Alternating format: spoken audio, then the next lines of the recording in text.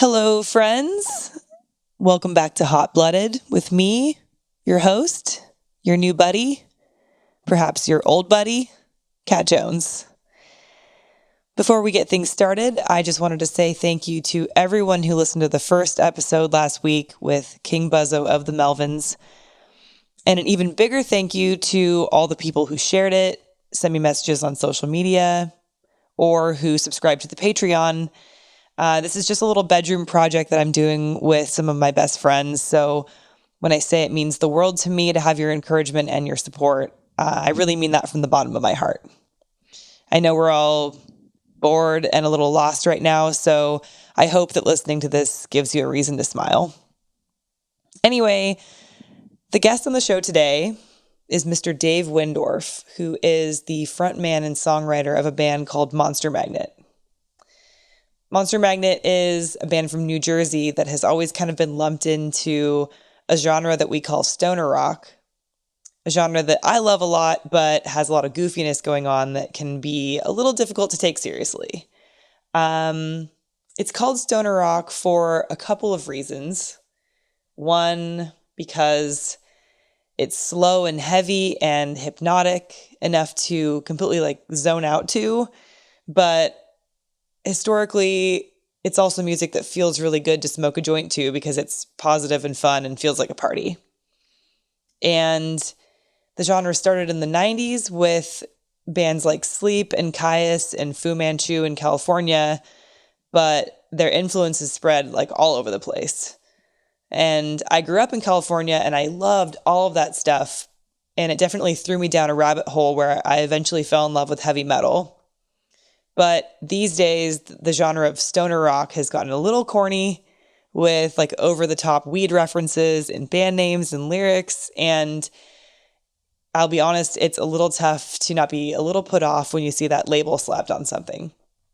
But the classic bands from that genre still remain extremely wonderful. And Monster Magnet, though they sounded a lot like those bands back in the 90s, always felt to me like they had a little bit more of an earnest quality to them that the other ones didn't.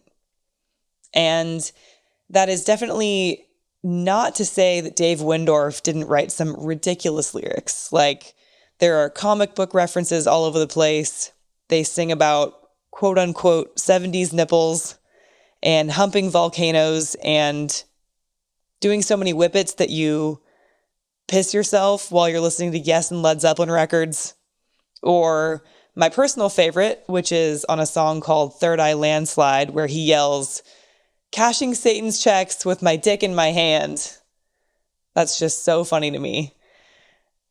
Anyway, it just always seemed like there was this twinge of melancholy to be found on each record.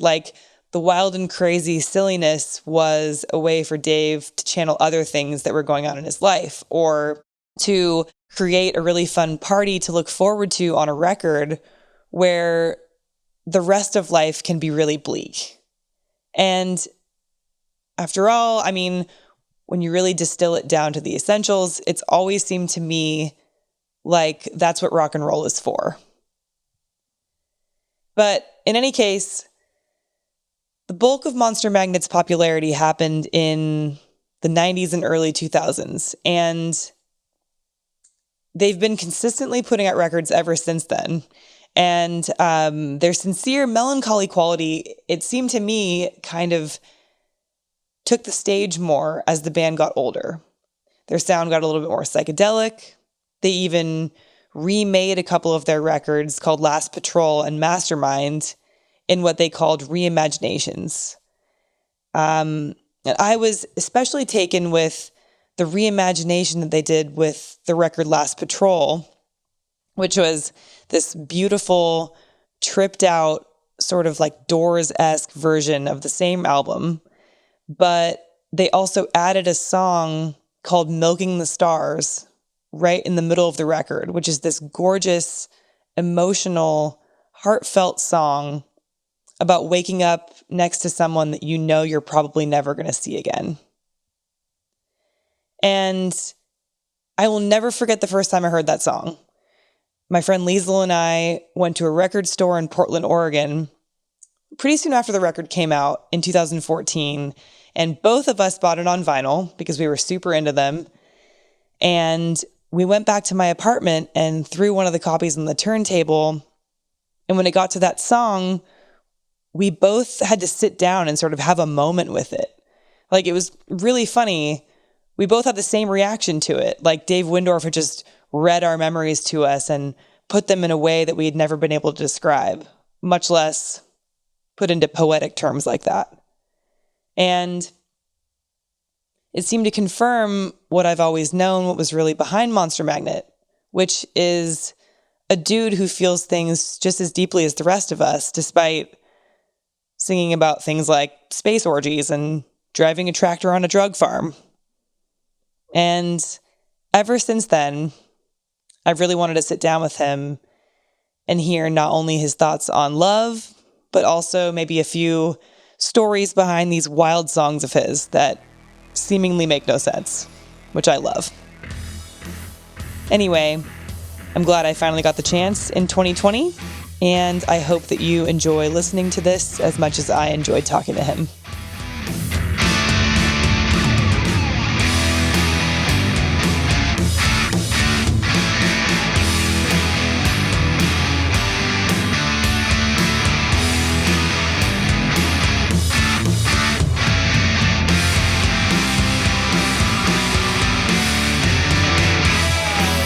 Anyway, speaking of awesome bands, you are the frontman of Monster Magnet. Yes. So something that you and I talked about the other day was sort of that, you know, so many of Monster Magnet's lyrics are goofy and silly, but there are so many songs where I feel like people don't necessarily pay attention to the fact that you have a lot of sincere lyrics and a lot of like really romantic songs too, or lamenting, you know, bad relationships and stuff like that. Yeah. How are you feeling about love these days? Love? Yeah. Oh, love is all you need, you know? Yeah. I love love. I love love. How do you mean? Yeah. How am I feeling about love? You mean romantic love or love of nature? Romantic love. Yeah, I'm always backing it. It's hard to get in the right, hard to sustain for a long time. I think, especially if you're a traveling person or whatever. It's always been hard for me to sustain a working romance because I travel so much and I was like completely involved in music and going into that zone that you do when you make music or make it, you know, write it, produce it, take it outside, travel around the world and come back. But there's still time, you know. I mean, I always figure like once I stopped doing all that stuff, I'd probably fall into something that was good. Mm-hmm. Let's hope it still happens. Have there been a lot of women that have had a lot of struggle with the fact that you are a vagabond rock and roller that is always going to hop in the van or on a plane and leave for a few months? Yeah. It's never quite as defined as that, but eventually, yeah, that's what it comes. I don't think it's a combination of all the stuff that would take a musician or more like a writer, not as much a musician, but as a writer musician to a point where relationship would get strained. Like how much devotion are you going to, how much time are you going to spend to writing? How much time are you going to spend to traveling? Nothing's ever even for a long amount of time. The relationship is never, your relationship with my girlfriends were defined at home, like very domestic, beautiful, fun stuff. And then that would be interrupted by, oh, hold on, I have to, you know, create the Frankenstein monster. You know, hold on, and then you make an album. The next thing you know, it's 2 months later and my head comes out of a hole and someone's mad at me. You know, where have you been? You know? I'm like, 1 second, I just got to put this crazy noise on this part because it sounds really cool. And, well, how many noises do you need? I was like, I don't know. You never get good at this stuff. You just kind of follow your passion and follow the impulse, the obsession. So I would go into that and probably not pay as much attention to the domestic relationship as I could have or should have. Yeah. But you have all this energy, I've known people like myself before, and you have this energy and you just try to dole it out as honestly as you can towards the subject that needs it. And then when it runs out, it runs, there's nothing else. And unfortunately, I've had people get used to my certain energy level to be high, and then it goes down to nothing because I devoted it to something else. Mm-hmm. And I ain't got nothing left. It's like, oh, I'm tired, What do you mean? Why can't we go to Linda's and things? And blah, blah, blah. And I was like, well, I just spent like 5 hours putting Mellotron sounds on some record, trying to make it sound like, Mars colliding with Venus. And now I'm tired. It's like, I don't want to go to Linens and things. Right. I want to go on tour. That makes sense. It's hard. It makes sense to me. And eventually, I think it was one of those things where I used to be able to get away with it when I was younger. Mm-hmm. But now I could talk my way out of it. But now I can't. Like, I'm old enough to know better. It's like, something, dude, you either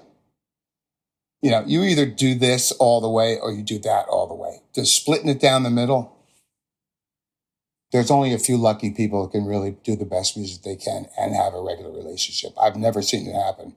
I've seen people compromise, but usually it's after the fact. And most happy bands I see on tour that bring their kids and stuff, they've already done their best stuff. They're not making that many new albums. It's like done, that kind of obsession is done. Now they're just basically delivering the stuff that they had done. Mm-hmm. And they're happy. So you feel like in order to have that inspired spark, you kind of have to be completely devoted to your craft and finding inspiration, like from being able to be free and stuff like that. In the past, I believe that, yeah, I did. Or at least that's the way that's the way it wound up. I'd hate to think that is the only way, and I'm convinced that's the only way. There's got to be a good way. I think it's probably about meeting the right person at the right time, right? I mean, that's totally what romance, that's what total, like, love, it would be great. Maybe I should start going out with artists instead of, like, librarians and stuff. Maybe they would get it a little bit more. Yeah, they would understand the disappearing for up in the room for 12 hours at a time. Totally. Or be so happy with the final product that it's worth it to have you disappear for that long. That's never going to happen. No, that's never going to happen. Of all of your sincere songs that are kind of about failed relationships or the end of romance or something, which one are you most proud of? There's ones that it's little songs. I like little songs that every once in a while you get a song, or a writer gets a song, at least I do, that wasn't hard to do, wasn't a big studio production, didn't think about it much. It felt so natural. And I listen back and go, yeah, that's really honest. Which is funny to say for a band like Monster Magnet. It's honest, But really all Monster Magnet songs, just for anybody who would bother to know, they're all written about my emotions, and most of them, 99% are dealing with relationships I have with people. I'll use the vernacular of science fiction as metaphors. I'll use the vernacular of B culture. I'll try to get all my favorite cool stuff from when I was a kid all in one place. But that's to service my explanation of myself. Why I do that, I don't know. It seems ridiculous that someone would go, I'm going to explain my real life passion, hopes and dreams and fears through like action figures or, comic books and stuff, but I do. So every once in a while, one comes out so simply and cool that it's great. And it's a song called Little Bag of Gloom. And it's on a record called Four-Way Diablo. And that was when I had a drug OD about 6 months before that. I got hooked on prescription pain meds, I'm an American. I get addicted to prescription pain meds. Mm-hmm. And they're anti-anxiety stuff. And it just for sleep. I did them for sleep, and it just when I tried to get off them, it just made me go crazy. And I think for some reason, well, that was it. I was pretty much stripped bare. You know, I had nothing. I had no panache, nothing. I couldn't put a spin on anything. I'm writing lyrics, and my emotions were like shot. And I wrote this song called Little Bag of Gloom. And it's about a girl. You know, it's me singing to a girl who you know, we broke up during that because I was so screwed up in the head. Mm-hmm. And that when I hear that one back, I'm like, yeah, that sounds like a real person. It just came out so like raw and real in that moment. Yeah, it seems to me like I didn't fret over it. You know, I wasn't standing around going, that's not the right word. That's not the right word. Because that's what I usually do. Usually I'll try to find lyrics that are visually evocative. That's more important for me to have visually evocative lyrics than it is to have a distinct, obvious meaning. Like if I could be ambiguous but visually evocative, I prefer that. Because they're lyrics and they go with music. They don't have to be a manifesto every time. I like crazy lyrics. I like T-Rex lyrics. I like when, you know, Mark Bolan says, I have never ever kissed a car before. It's like a bumblebee. Yeah, you know. It's like, what's that? It's so cool. And that's what I like to do. I like to sing about what I want to sing about and speak it in a language that I know that perhaps someone who knows me knows, knowing all the while that nobody really knows me. So I know it's going to be a little ambiguous. And I know and I also realize that with the kind of imagery that we put out and the way I behave on stage and with all the videos we've done, I don't think that people are ever going to really realize just how personal these things are. But they are. But it doesn't matter to me that they understand it as much as just it's a way for me to express myself in a form of like Ertzat's poetry. It's a system I have of writing that works for me. Mm-hmm. And it's worked for a long time. Like I never got bored with it, which is good. You know, it's like you don't want to get bored and you don't want to hack stuff out. And it's created this whole universe of Monster Magnet that's so different than the lyrical content of really any other band out there. Yeah, I guess so, because it's so esoteric, you know, and it's I mean it's so squirrely. It's like call the therapist, you know what I mean? Call the therapist. Why is this guy, you know, why is this guy crying over, you know, or why is this guy singing about disappointment? And believe me, I'm not disappointed all the time. I'm not a disappointed guy. Magnet songs, the songs that I write are more than equal amount about wish fulfillment and embracing stereotypes. I mean, I love to embrace stereotypes. I like head me towards Spinal Tap, you know, let me go. I want to go run into Spinal. I'll do it. I'll push Stonehenge over. I'll rap and I'll glory in the absolute ridiculous of the whole thing. And I'll wish, just like I was 14 years old, that I was, you know, riding that ICBM rocket like Slim Pickens and Dr. Strangelove, riding on a nuclear missile towards like Rock Armageddon or whatever you want to call it, whether it be comic books or Pulp Fiction, Russ Meyer movies, William Burroughs, crazy fantasies, Hunter S. Thompson, drug fantasies, psychedelic posters, black light culture, bong culture, hot rod culture, old Hollywood, freak culture, revolutionary culture, all stuffed in one. All these images in my head that make me happy. I'll celebrate all that. But at the same time, try to give a wink to whoever's listening going, look, I know better than this. Like, I know this is a suicide trip. I know this is nuts. And I know this is all crammed together. Maybe I enjoy the smorgasbord of crazy stuff. I hope you enjoy it too. And simultaneously, I'm also feeling real feelings and going through things that everybody on Earth goes through. Yeah, I always figured like the best way to do is write a bunch of songs. It wasn't a plan, but I would write a bunch of songs about basically bravado, as much as like an American kid, a normal American kid from New Jersey could think like, yeah, I want to drive a muscle car and make it fly, like maybe to Mars, where I could have like an orgy, like in those 1960s movies, like in in like a James Bond movie, like that kind of thing. Wow. And all the girls Sounds love pretty me. sick to me. Yeah. I mean, all the girls would like me because it's all about girls liking you.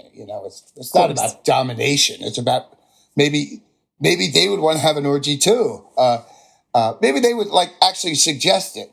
So I would go there and then do a couple songs about that and then go, something that really didn't happen.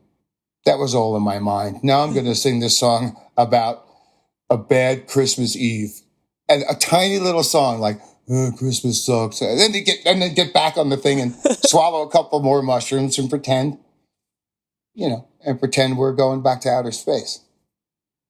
And actually, the more I talk to you about it, the more ridiculously adolescent this whole thing's to me. I love it. I mean, at the end of the day, rock and roll kind of permanently exists in that adolescent brain. And I think that we should never, ever let go of that part of ourselves that loves that. It's fun. It's like, I don't know what you call it after you get to a point where it's not, and it's humorless. It becomes something that, I don't know if I would call it rock and roll. I would call it post rock and roll adult, mature rock, which is a horrible 2 words to put together. I can't imagine, how about let's do some mature rock? It sounds like, well, I just want to throw up now. All I tried to do my whole life was pretend in my heart of hearts that I could just kind of fool myself into thinking it was perpetually 1973 for the rest of my life. Well, it seems like you did kind of move into a more mature land, even within the Monster Magnet universe, because you put out Last Patrol in what, like 2012, 2013? Yeah. And then you started doing those Reimagining records where you redid the records in a more psychedelic way. And when you redid Last Patrol, you did something that I really loved when you did Milking the Stars, a reimagination of Last Patrol. And then you added the song Milking the Stars, which is a purely heartbroken, romantic, well, not necessarily heartbroken, but I guess melancholy, like I have to leave you now kind of song, like it's Morning totally, After. Yeah, it's totally that. Yeah. I was looking at like I don't know what comes out of me, but I guess it's a lot more. There's a lot more stuff like that in me as I get older, or it's easier for me to express it. And I'm not a complete idiot, and I'm not on drugs, so. At one point, I have to meet that kind of stuff, and what better place to meet it than in song form?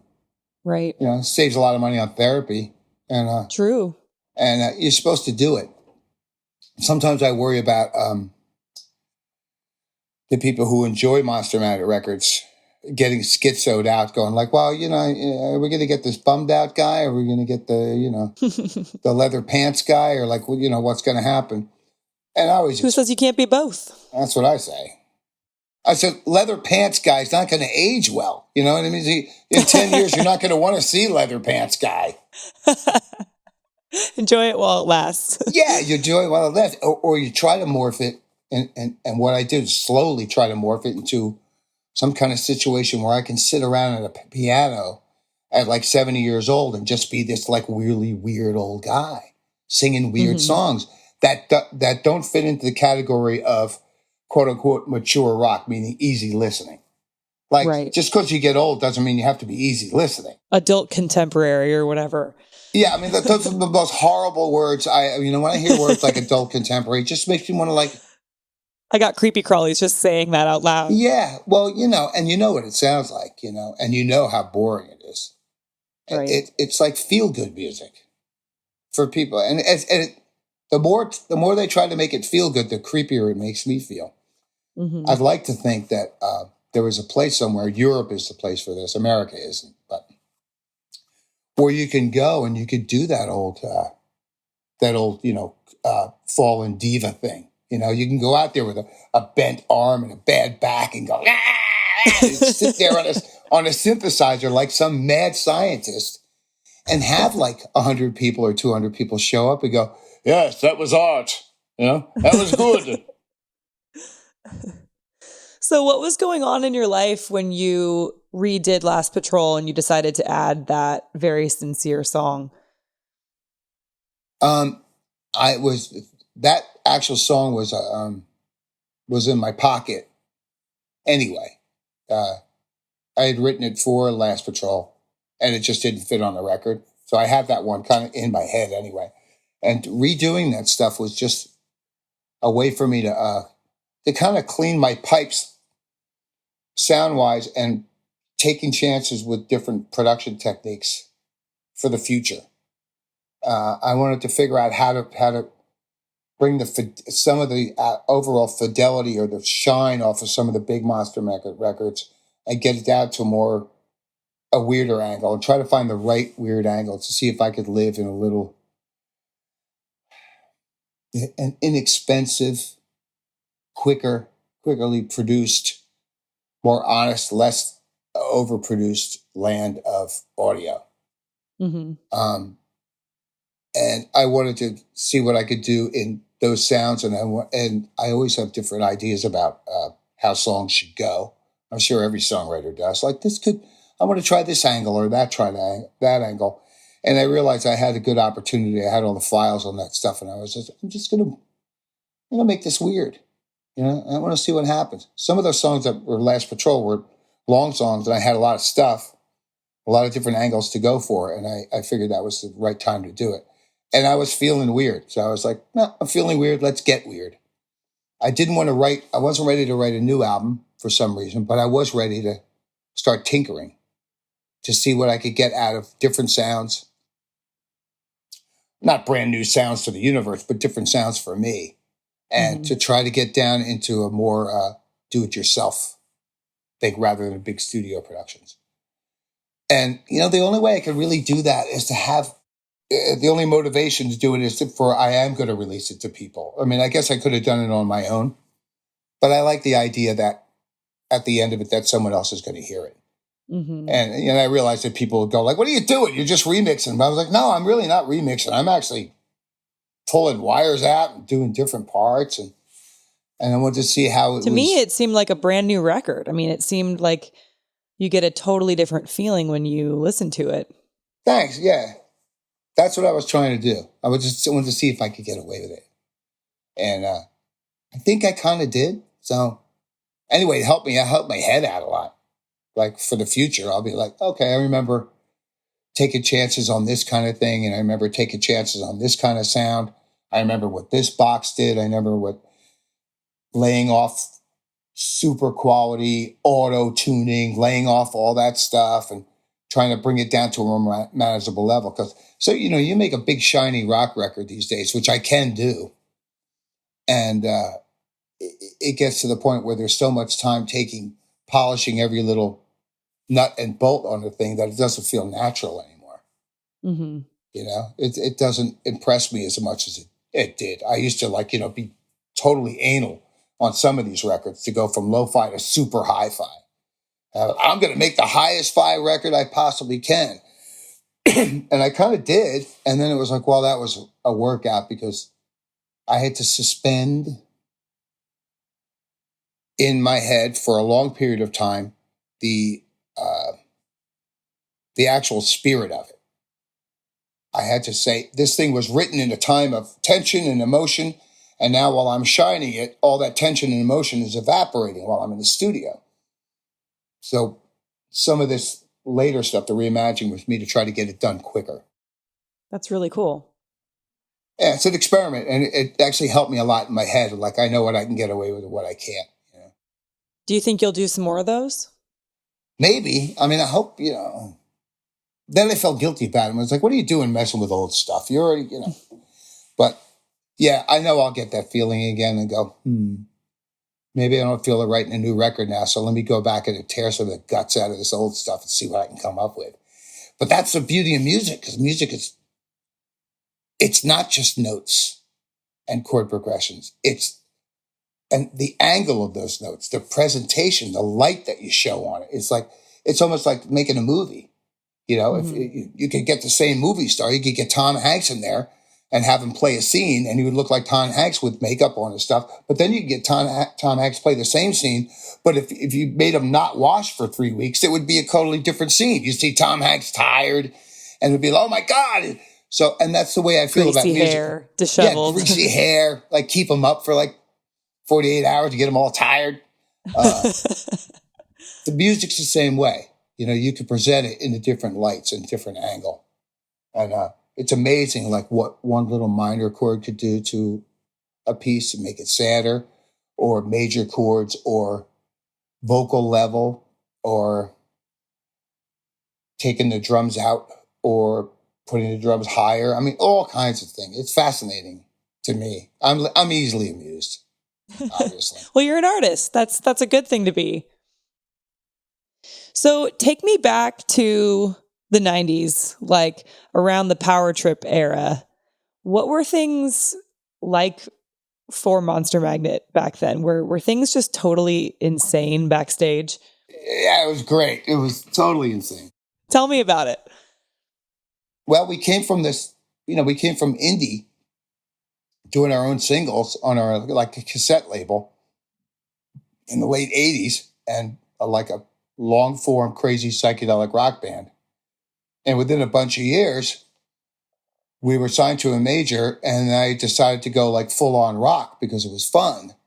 And it was like kind of a cynical move on my part, but it actually worked. I tried to make a kind of a goofy record that was embracing all stereotypes of rock, leather pants, sunglasses, the whole bit. And I expected it to be probably our last major album because our albums weren't exactly doing that well on a major. So I expected it to be our last record on a major. So I was like, why not just go and do whatever you want? Like, what was your fantasy? What was my fantasies when I was a kid? Putting on leather pants and breathing fire on people and singing about Las Vegas and the failed American dream, Hunter S. Thompson. Cashing Satan's checks with your dick in your hand. Yeah, you know what I mean? It's like... My favorite lyric. Fuck yeah, dude. Cashing Satan's checks with my dick in my hand. Why not? Why not get in a muscle car and drive to the moon? Why not? And be as satirical as possible. Cynicism, but not really cynical. I mean, it was all very happily delivered. I just thought it was like a celebration of all that crap, and me called basic truth to power to the record company, who said like, well, maybe you should be more, I remember them saying maybe it's a little varied and maybe it should be a little more focused. And I was like, well, I'll focus it for you. What do I have to do to sell a record?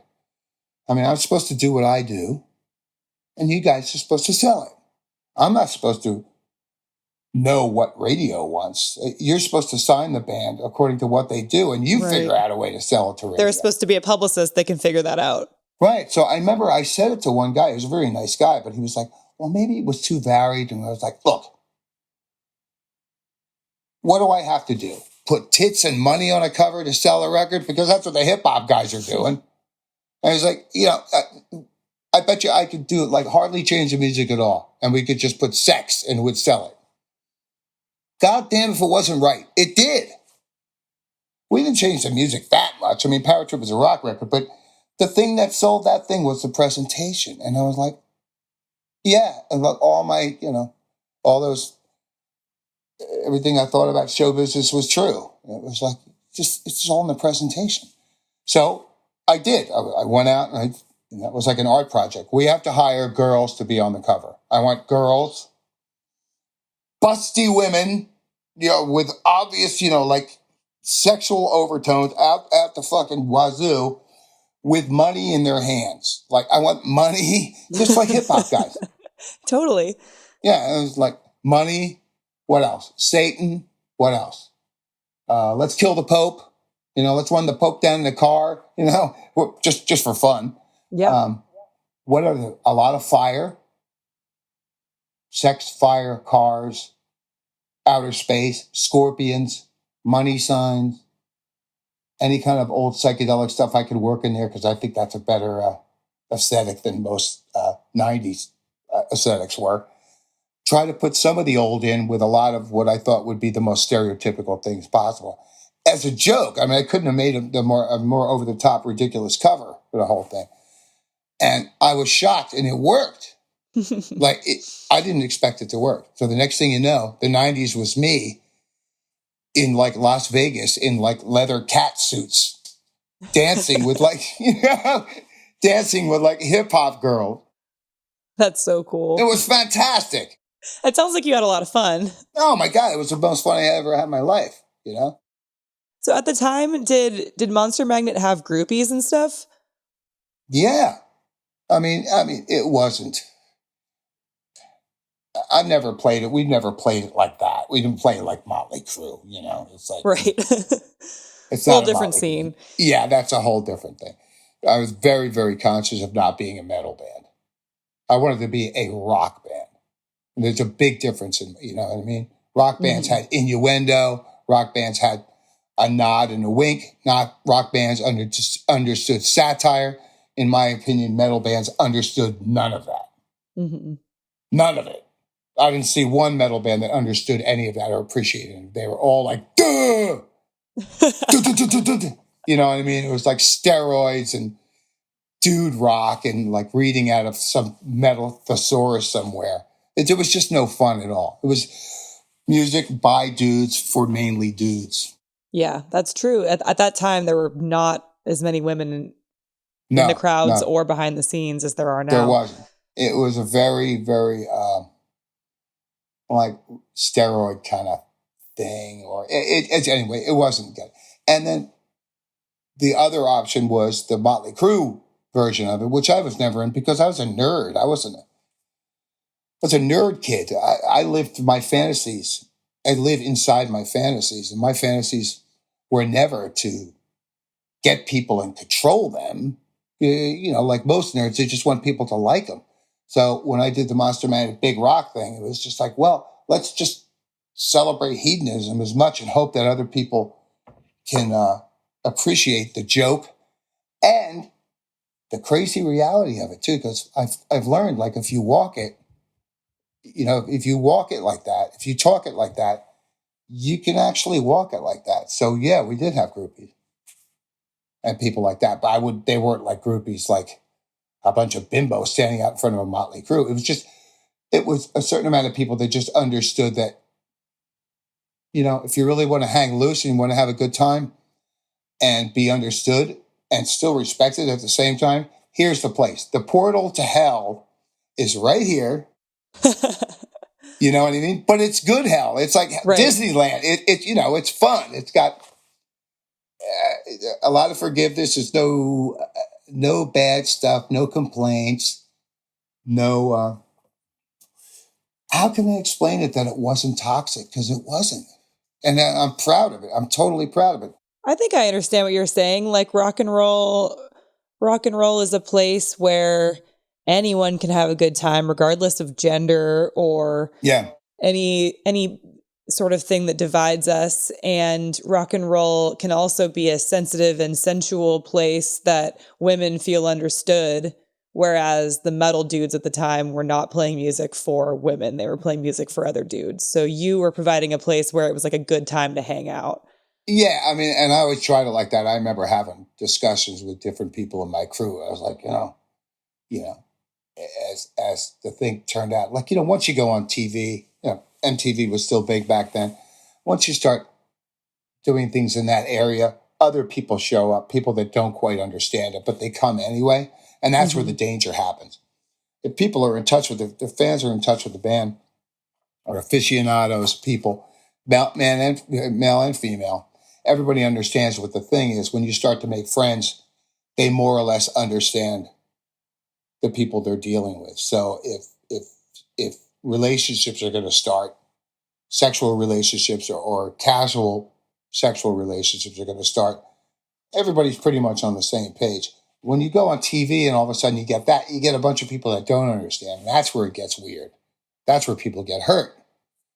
Because that's when you get some, 17-year-old girl from like Boise, Idaho, like, "Hi, Monster Magnet, how you doing?" And it's like, dude, whatever you do, don't let the 17-year-old girl from Boise, Idaho, totally on the bus. Because, you know what I mean? It's just too much, she thinks she knows what she's doing. Everything's cool, but it's never really cool. They don't get it. They don't get it. As I know you probably know. It's like there's a secret, not a secret code, but to understand rock and roll the way that you're explaining it and I'm explaining it, it takes a little while to understand. You have to be a little bit smarter than you look. Yeah. So I was always really, really careful to keep it that. It was like only the people that get it, get in. Or who are of age. Well, and of age would be nice. Yeah. Hello. And, of age. And we get into these situations where things get out of control. I'm going to shut it down. Like, I remember, like, being mad. Like, I'm the leader of this band. I write all the songs. I'm the guy that should be going ape shit. Why am I, like, running around like the chaperone? But I was really... Why am I being band dad right now? Yeah. I didn't want to be band dad. So, but I was. And so we had a lot of crazy times. I mean, it was nuts. It was pretty much, I wanted Stereotypes and I got them. I got like in spades. It was crazy. In fact, I kind of locked into the age of, I don't know, some 20-something age where I just remained that same age forever for 25 years. Didn't have any effect on my life whatsoever. I was the exact same person. Sounds like a good time. The girls were the same age. You know what I mean? No matter how old I was, the girl was always like 26 or 27 years old. Mm-hmm. Every time. It's crazy. And then, like most people in this crazy business, when you do grow up, you grow up like in a year. All of a sudden I was like, whoa, I'm like, you're old or older. Mm-hmm. Suddenly you wake up and you're like, oh God, I can't be doing these things anymore. Yeah, it just didn't play, it didn't play. I mean, in spirit, yeah. But on the overall, it's like, you got to learn something from this stuff. Totally. But as far as I know, nobody got hurt. And we had all this crazy stuff. And I learned a lot about just people's behavior, people's desires, what they want from a stereotypical situation, what they believe. I mean, in Monster Magnet Land, every night was Saturday night, because we celebrate. It's a rock show. It's like, yeah. So if we do our job right, everyone's in that mood. And they bring it. And we'd have these open parties after the show. It was always open. We weren't hiding. We'd have anybody who wants to come in. And that allowed for all these crazy adventures. And we went on great tours with big bands like Marilyn Manson and and Aerosmith and stuff. And all those guys, they partied just like that too. What was it like partying with Steven Tyler? Yeah, it was great. He was a really nice guy. Totally like, what I saw of him was just a guy who was in a giant rock band that didn't have to be nice to the opening band who was. And would like come in there and go, hey, he's crazy. What clothes do you think I should wear tonight? It's like Steven Tyler's asking me to like pick out his outfit. So I'd run in the dressing room and go, oh, don't wear the top out. It makes you look like Dr. Seuss. And he'd go, oh shit, I don't want to do that. And that was where we left it. So I never got to know him as a human.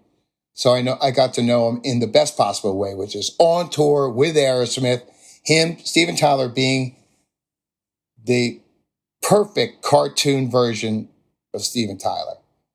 It was perfect. I don't even know if I'd want to know the guy more. And that happened a lot with me. It's like, I don't want to know these people any more than this. What about Marilyn Manson? Manson was cool. He was a really smart guy. He was like out of his mind, out of his mind, probably in a good way, in a bad way. It's hard, I can't judge. I mean, these days you can't. it's hard to even speak about it because it may hurt somebody or somebody will get the wrong idea. But what I saw, just as a human, was a guy who was probably one of the best intuitive frontmans I'd ever seen in my life. Really? Amazing. Intuitive. The guy could run a stadium. It's like not many people can do that. He knew how to run a whole crowd of his people and run a stadium. And he bought the whole thing. The drugs, the whole thing. He bought it a lot more than I did, He was younger than me. So he went into that world. And he was like, he walked it like he talked it, cocaine and like crazy girls. I think people like girls in leather nuns habits and just all hanging around. Like whether he was doing it or not, I don't know. I think he did more drugs than anything else. It was Monster Man's job that I told my guys, it's our job to clean up and make those people happy around them who can't get to Manson. So you see all those girls over there? Like, go over there and make them happy. Like, let's go out. Let's have a party or whatever, And I would talk to Manson and Twiggy was just a total sweetheart. Twiggy was cool. They loved rock. They knew what was going on. They were very, very aware, extremely aware of everything that went down in media. They weren't dummies by any stretch of imagination, but in the craziest way, they got big so fast, that it was a real rock and roll story. And even I know, because basically what I am is, like I said, a nerd. I started as a nerd and an observer. So I observed it all. Like, wow, these guys really are like smashing up hotel rooms and causing like, $10,000 worth of damage. I can't afford to do that, but I wanted to. And those guys let me. Like, here, you want to smash a TV? And I was like, yeah, I do. I want to smash a TV. They were great. As long as it's on their bill, right? Yeah, exactly. Yeah, I couldn't afford that. It was a hell of an experience, and they were true rockers. I never saw any crime, as far as I know. I didn't see any illegal moves. I didn't see any Me Too stuff. I didn't see any of that stuff. Then again, I wasn't looking for it either. Right. So we would just see each other and maybe party every once in a while, but I wasn't into drugs, so I didn't hang out like all night doing that kind of stuff. I went my own way. Mm-hmm. So there's a line on Power Trip in the song Bummer in the bridge where you say, I need a fistful of medication to keep it in my pants.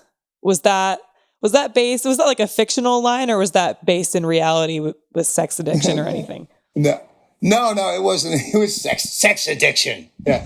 I had to go to porno places every night. No, I just thought it was a funny line. That was just one of the stereotypes you're talking about trying to build up. Yeah, I just thought it was basically like the height of hilarity for me to sing a song about. It all started because I had these experiences in Texas and through the South at these I was staying at these Motel 6s because it was the cheapest hotel you could get.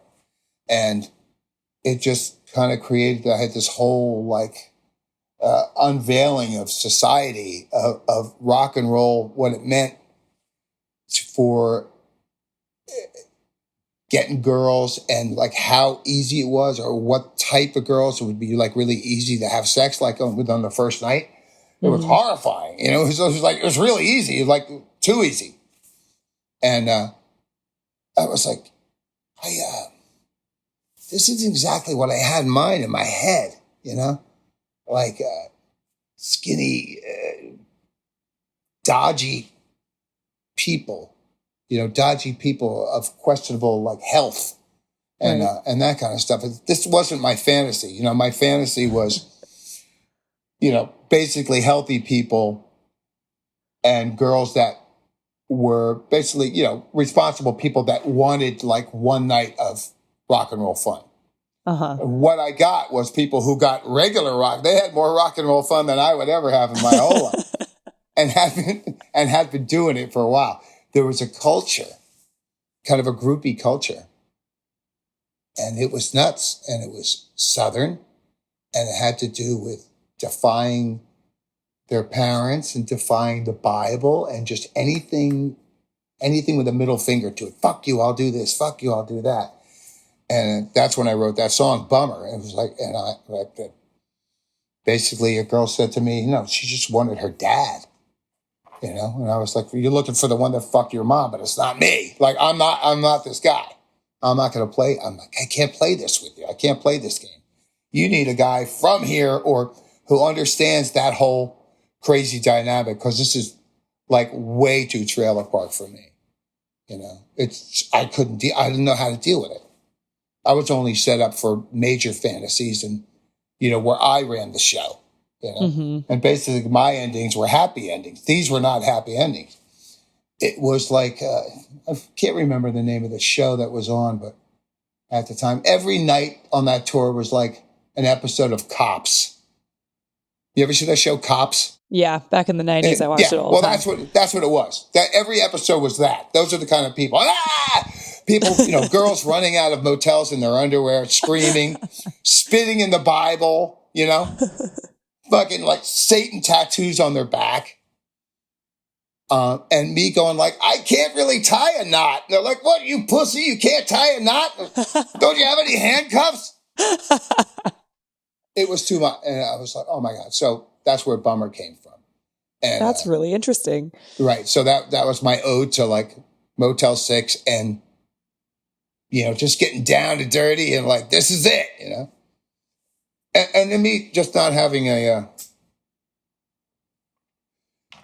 the patience to deal with some of these overwhelmingly massive problems that people had that didn't understand how to deal with it. It was just too much for my brain, like just at 1 minute drunk and high out of their minds laughing and like, fuck it, man. We'll just, I'm just, girls like on speed, like really want to have sex and go crazy. And then the next minute they're like crying about dad or something. Like I said, it was like an episode of Cops. I asked for the stereotypes. I asked to go into it. And I found out just what my extent could be, which is not nearly, I couldn't live up to the task at all times. I always had a better time in Europe because it was more romantic there. Right. America was just too real. Yeah, that's really interesting, because it seems like, when you go looking for a party, the two vastly different types of parties. There's one where everyone's having a good time, and there's one where it seems like it's very dark and people are trying to chase down some things they can't solve and looking to you to be the person to solve it. And you're like, I didn't come here to do that. I just came here to put on a good show and have a good time. Yeah, I thought I was off duty. After the show, I thought I was off duty, but nope, you're still on duty. Yeah. And then for the rest of their lives, they're like, I met Dave Wyndorf. He couldn't solve my problems. Well, yeah, I remember like one time I was like, I got to remember this forever. There was like one of these times where there were two girls, and it was I think it was in Florida. And we're at this big festival, and they're all like, kind of like, well, at the time, I guess it was industrial goth kind of look, pretty much the uniform, but rock, tattoos and stuff. And they were like, yeah, monster magnet, dude, come on, I was like, wow, two girls, this is going to be great. And we went in the back of the bus, and, the back of the bus, it's like, that's where it's supposed to. And I started talking and goofing around, and they were like, damn, you're like corny. And I was like, what do you mean corny? Like, you're talking about all this goofy stuff. And I was like, what? No, I'm a badass. Nah, you ain't no bad. They're like, nah, I guess I wasn't negative enough or new metal enough or something. And I was really bummed. I was like, look, you want me to be a bad guy? I'll be a bad guy, goddammit. I could be me just like your dad, like anybody else, I don't know what kind of abuse. I remember screaming, I don't know what kind of sick abuse situation you got, but I can live up to it. Whatever you want me to be. Yeah, what do you want? It was just like, the whole thing has been like this bizarre, like lesson in sociology the whole time. And I wouldn't have it any other way because I learned a lot. Yeah, it sounds like it. And it was always the best when I treated it like that. When I went into myself and thought too much about myself, that's when I really went crazy. At any of the time where actually I believed my own shit, that was a lot more dangerous than me going, well, I'm just along for the ride, Right. But to a certain extent, you have to believe your own shit. I mean, that's the slice of cake I cut off. I'm going to embrace stereotypes. I'm going to make fun of it, and I'm going to live it at the same time. Yes, rock is ugly and stupid, but it's all very glorious as well. And it goes back and forth. Mm-hmm. It's the trash as well as the treasure. It's the whole, like, if you're going to go in on real rock, you got to be prepared to make a fool out of yourself 1 minute, to be the hero the next minute, and back and forth and back and forth. And I was totally ready to do it all. And sort of revel in that trash, like to find joy in the trash. Because I knew it wasn't going to last. And like, I could sense it in the 90s, like, this is not going to last. Like, I had already figured, I was old enough to already realize that it was kind of over, that ever since grunge came along, everybody was so self-aware that there would be bands in the future that would not be out there doing anything but probably hiding in their dressing rooms and going, we sucked, Mm-hmm. There was, the days of high-fiving and saying, yeah, we did it, were that was uncool to do. And that was passed all over to hip-hop. That spirit, that old Led Zeppelin, crazy decadent spirit, and even MC5 to a certain extent, Stooges and all that stuff that I loved. That spirit just didn't exist in middle class or upper middle class white kids. Were well educated and they just couldn't bring themselves to do it. And I remember they didn't want to have a good time. They didn't want to have that kind of good time. They were brought up in a self-aware world where they thought they're very confused, And Kurt Cobain, the biggest grunge star of the world, put out a weird message. It influenced a lot of people, and the grunge thing influenced a lot of people. And it was basically, yeah, you're right. Everything kind of sucks, and everything's not kind of worth it. And I'm going to wear a shirt that says loser. And just to prove that I'm right, I will kill myself. I am a loser. We're all losers. Express yourself like this. You're going to cry a little bit, and maybe somebody will hug you. As opposed to the old way, which is fucking do it your own way, and people will love you. Mm-hmm. Big difference. Or bring yourself out of the sadness to have a good time. Yeah, and bring yourself into a better mood with rock and roll. Right, and which is the way I thought of it, because I was like, this is it. You either do this, take a lot of drugs and fool yourself, or get religion. And I wasn't ready for the drugs and religion. So reinvent yourself with rock and roll and try to remain as positive, as real at the same time. But I could feel that slipping away. I think that kind of mentality just sort of exists in the Pacific Northwest, where that stuff came from. Like, I grew up in Northern California, but I lived in Portland, Oregon for 6 years. And I remember when I first moved there, I was like really cheerful and smiley and positive, and people right away were like, "What's your problem?" And I was like, I don't know. I'm nice. I like to have fun. How are you? And they were just like, you are too peppy. Like, you're corny. I don't trust it. I don't like it. I know. And I had to learn very quickly to change the way I talked, to change, like, not necessarily be more negative, because I'm never going to be that person, but like to maybe not be quite as forthcoming or whatever, because people there just didn't like that. And so when I hear these things about grunge, what was that? You had to curb your enthusiasm. Yes, exactly. And it's funny, now that I live in New York, people are way more gruff, but I feel a lot more comfortable being, my peppy self here than I did in Portland. But anyway, it's funny hearing these things about grunge, because it's like that mentality is still exactly the same there in many ways. Yeah, I can imagine. It was just like that dominated culture back then for a second. It did. I mean, it was almost, and like anything else in culture, it becomes fashionable to do it. So is it real? Is it an ad hoc look? Is it a style? I mean, we live in America. Everything that comes out that's real gets absorbed and replayed and faked to everybody else. So, I mean, this country has never, not in the great media age, ever been really honest with itself for more than about 2 seconds, you know. So you get a couple people that express everybody's feelings, and then those quote unquote feelings get adopted by the masses who more or less feel them, but usually less. And then they ape it up. So everything becomes like, ugh, you know, if it's cool, you know, and then all of a sudden it becomes cool to be a drag, you know, and, you know, it's like not all these people can be that bummed out. Right. You know, it's like the nu metal thing. I mean, if you looked at the nu metal thing, you would think like the entire population of rock were all abused by their parents at the same time. It's like, look, I know it's bad out there, but, you know, please. You know, what you're trying to sell here is like, come on. So you never know. And it gets harder and harder with over the years to figure out like where the real stuff is coming from and what's an affect after the fact affect.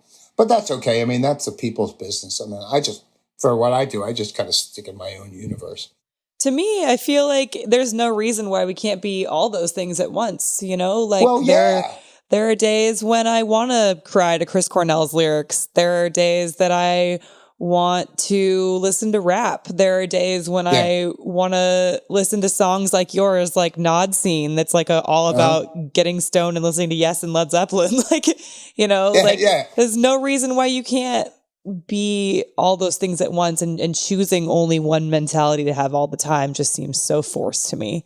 Well, yeah, it seems like a lot of work too. Like, I mean, God, totally exhausting. It's like people are overthinking what they are to other people rather than what they really are themselves, which I would imagine most people would be like somewhat like you and I are talking about. Like, I mean, within the space of a couple hours, you can be bummed out or really, really happy. And being peppy and all that stuff. It's like, we all know what that is. That's you gathering your emotional antibodies to fight the crushing void of existential angst. That's exactly what it is. You know what I mean? You nailed it. Yeah, the whole world is nuts. We know it's nuts. We know it's sold to us by a bunch of crazy, greedy people. It's run by politicians that are never really trustworthy. This is not new. So what do? You go through your life going, yeah, fuck you. Isn't this great? Look at this little cat. He's cute. I got to go to the woods now. Hey, I got a new bicycle. And trying to like survive it with half a brain till you die. Totally. It's such a wacky place. You know, a wacky existence. And when I see people get caught up in like with what I do with my job, which is making music. And then for a while there, I thought I would have to be part of a scene. It would be nice to be part of a scene.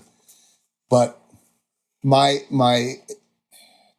influences and my passion, the biggest things that hit me for when I was a really little kid, which was a long time ago. So it didn't. My passions and what I didn't seem to fit into any what I thought was modern or current. And I probably realize now if I went back in time and had a band back in the time I was passionate about, it probably wouldn't have worked then either. So I'm just fooling myself, but I'm just drawing. I always drew musically and aesthetically from a time that made me really, really happy. And then kind of tried to include my delusions of grandeur or wish fulfillment stuff from that time into the present day, while singing about the reality of my life. It's, I don't know why I just said explain to you, because it doesn't make any sense. I love it. No, it's great. I'm just trying to guard myself from, the all-crushing now. Mm-hmm. The ever-crushing now. It's like, well, and boy, when you sit down and go, well, fuck that, let's rock, and somebody doesn't get it, I was like, I got to go home. Like, oh, screw this stuff. Let's rock. And then somebody goes, what does that mean? And you're like, oh my God. I don't have time to explain to you. I need to go rock now. Yeah, I need to rock. It's a beautiful thing. And it gets me off the hook a lot. I mean, it's the reason why I'm not in a mental hospital, probably. Mm-hmm. I think it's a really good litmus test for people that you spend your time with. If you look at someone and you're like, fuck it, let's rock. And that person says, what do you mean? Maybe that person doesn't belong in your life. No, I know. They might say, I'm not in the mood right now. I can't rock today, maybe tomorrow. Yeah. But what do you mean? I can't handle that. Yeah. Well, to bring it full circle, I have one more question for you. And that is, in the song I mentioned a bit ago, Nod Scene, you have one of my favorite Monster Magnet lyrics that is just so funny to me, where you say, goofballs and 70s nipples. And I just want you to describe to me, what is different about a 70s nipple? I was just thinking the nipples that I would see in like Playboy, like Penthouse magazine. When I said 70s nipples, like, I don't think that nipples were made different, but I think there was a kind of nipple that was popular amongst photographers. Totally. If you look at those magazines, like I did a lot when I was a little kid, they always had these really, really big, giant nipples. I think it was just like, there was probably a photographer going, nope, sorry, that areola is just not wide enough. You're going to have to, I'm sorry, lady, you're going to have to wait for a different decade. So that's what I was thinking. I was hoping people would get it, the whole idea of sex as defined by those magazines, which was the only way for a lot of adolescent kids to define sex besides the sex they were having, which probably wasn't that much. I mean, when I was a teenager, I didn't have that much sex, I wanted to. So sex to me was, and womanhood was defined by either like mom or my sisters. And that was just nothing, it's mom and my sister. It had nothing to do with anything. Right. And so I never got to see, unless I peeked through at the beach club, trying to peek through, was these magazines. And in the magazine, it was just big, giant bushes and giant nipples and like, holy shit, like, this is what women look like?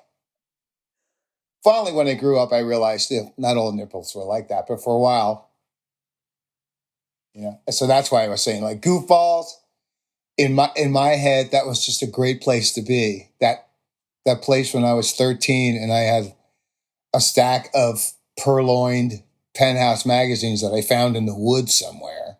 Amazing. Because that's the way porn used to go. Like old creeps would go out in the woods and dispose of nudie magazines, and then kids who played in the woods would find them. And then why didn't they just throw them in the trash? I don't understand. Why do they have to be dramatic about it and take them to the woods? That's a really good point. I never realized that. We always just said that it was some sort of like deal that men had of recycling their porn. I mean, I kind of love that they're like, I'm secretly passing this on to the next generation of boys. I can't. Don't tell your mom. Just go to the woods and go find a stack of pornos. Right. We all know it's true. It's the old tradition. Some old creep goes out in the woods and puts a box of magazines out there. But, man, I can't tell you how important that was to me. When you're like a 12-year-old kid or 11-year-old kid, and you don't see that stuff. I mean, now you do. You can go on the internet and stuff to see it. But back then, it was hard to come by. So you're still in one world where where kid stuff is really important, but at the same time, the sight, just a picture of a naked woman was everything. Like, okay, this is my future. That pull of sex, it's like, I gotta see it. And guys are like that. Like, they have to see it. I want to see it again. Mm-hmm. So for a while there, a couple of years of my life, the most important things to me were like illegal fireworks, pictures of naked women, and albums, That sounds like a pretty ideal existence to this day. Yeah, it was very simple too, because nobody got hurt. I mean, it all happened inside my mind, And in the scheme of things, it was very, very tame as compared to today. Like, I can't imagine if I grew up today. I wouldn't leave my house. I'd be 500 pounds. I'd be this giant fat mutant just downloading porn all day. With those hormones going at 13. Totally. They'd have to, and the insecurity that goes along with that. They would have to drag me out of the house. Go! Jump in the cold water. Just give me another Malamar. Yeah. Well, I love that song. And whenever I'm feeling that sort of gloom of existence these days, or lamenting the lack of sort of mojo in music these days, which, you know, there's plenty to be found, but if you listen to like the radio or something, you wouldn't know that. Yeah. I listen to that song and it always makes me feel like, fuck yeah, let's party. Everything's going to be awesome. Thanks. We just got to listen to some Yes and Led Zeppelin and drink some beers. You know what's crazy is like those albums are so distinctively their own sound, which is why I always reference albums from that time, not just because I was a kid, but they're so easy to just to evoke what I'm talking about because they're so particularly unto themselves, which is what I like about music from the albums from the 70s. I mean, it's like, you could really go on and on about like, you know, Yes versus Led Zeppelin or something. And, you know, of course, no one ever wins, but why compare? They're so great, both of them. They were in their own universe, and it wasn't just a style. It wasn't just a superficial style or clothing style, or just a couple different lyrical differences. It was the way they were produced and everything. Everything sounded different from each other, as opposed to today, where everything has a kind of more or less standard sound style. Everything sounds better now. The fidelity is better. So there's a more commonality amongst most music. Same tones, same frequencies. They're going through digital. There's compressors. There's auto-tune. It's like everything sounds a little bit better now. And back then, they had to make up for their mistakes by different production techniques. And they would make up their own cockamamie ways to make records that sounded different from everybody else, different studios, different equipment. And I'd always reference that because the people that knew it would realize what I was talking about. So all you had to do was say yes, and people would realize I'm talking about the world of Yes or the world of Led Zeppelin. It's just, I love that stuff. That was a really good spot in music, I think. The big renaissance. In music from the like mid 60s and mid 70s. I agree. I love all that stuff so much. A lot. I mean, just everybody's different from each other. Like crazy. I mean, in 1 year, you could go out like in 1 month and buy, you know, like Alice Cooper, Killer, Sly and the Family Stone, Black Sabbath, Yes, King Crimson. I mean, those bands have nothing to do with each other at all. And they're all like good, you know? Yeah, and wildly talented and like classically trained and yeah, I mean a lot of work. Yeah, they worked. Yeah, they worked hard. Well, I really appreciate you bringing that stuff into the modern world and reminding us what rock and roll can be. Thanks. And I think we're running out of time, but thank you so much. I loved all your stories, and this was really, really fun talking to you. It was a pleasure. I hope I didn't overblab too much. Not at all. No, not at all. It was wonderful. I'm all cooped up with Corona. I'm ready to talk. Same. I mean, that's one of the reasons why it's the best time for me to be doing this podcast is we all have time. So thank you so much. Thank you.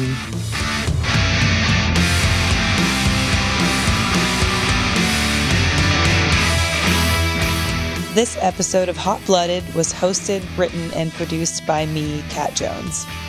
It was edited by Evan Dulaney, and the theme song was written by Jordan Olds.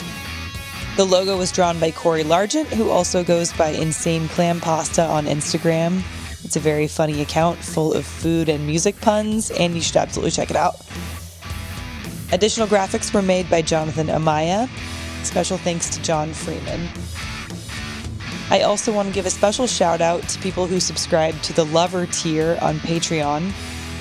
The band Drug Salad, which is a very appropriate band name for a Monster Magnet episode, and Janet Talenko Davis, who is special not only because of her patronage, but also because she birthed and raised one of my favorite people in this whole world, Cody Davis, And if Cody is that awesome, chances are it's because he's got a damn good mom.